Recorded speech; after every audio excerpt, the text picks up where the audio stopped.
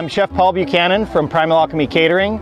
I've been doing this farm dinner here at the Ecology Center for, I think, 6 years now. We focus on local, seasonal, and sustainable events at Primal Alchemy. It's mostly people that are really concerned about where their food comes from.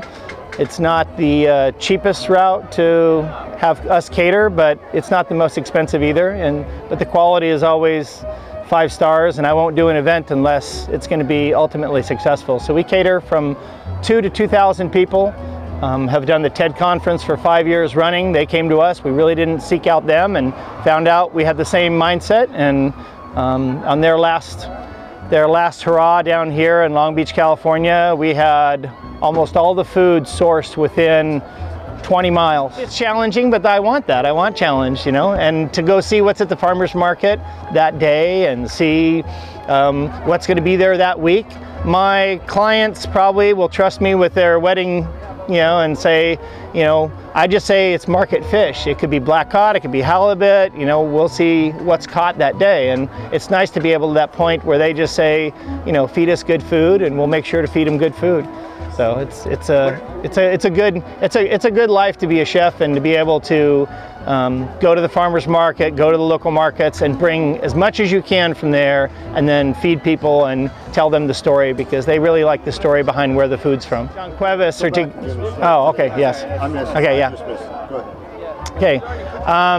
Today I'm partnered with John Cuevas, and we're hopefully I pronounced his name right. That we're paired doing the fish course, the second course. So we wanted to get the yellowfin tuna are really hitting right now, right off the coast. I know a fisherman, he knows a fisherman, I know a second fisherman. So between all of our sources, we got enough basically yesterday to feed 225 people today. And the best way to prepare something like that is just making a simple poke.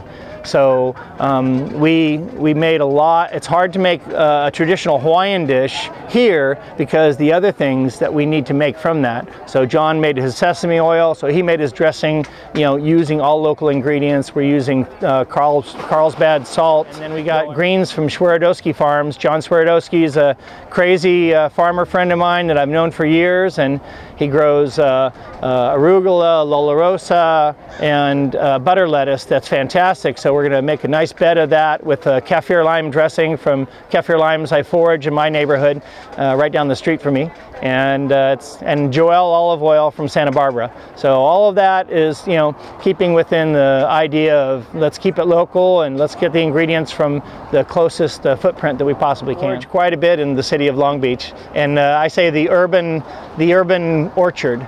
It's everywhere, and people, it's kind of sad though that people let fruit like that just drop on the ground. They'll have a beautiful persimmon tree, and it might be a hayachu, so that's the one that you have to let get soft, and is better for cookies and cakes, and because it's more of like a puree.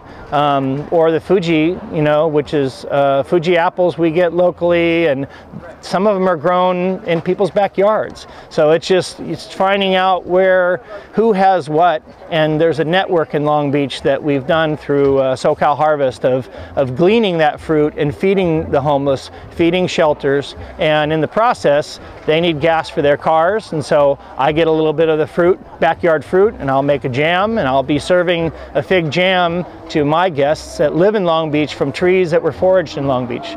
So that's a really cool thing to be able to take a product that would have just hit the ground, catch it right at its peak of ripeness, make a great condiment or jam out of it, and then serve it on the food that you're serving your party for catering. So that's my fun.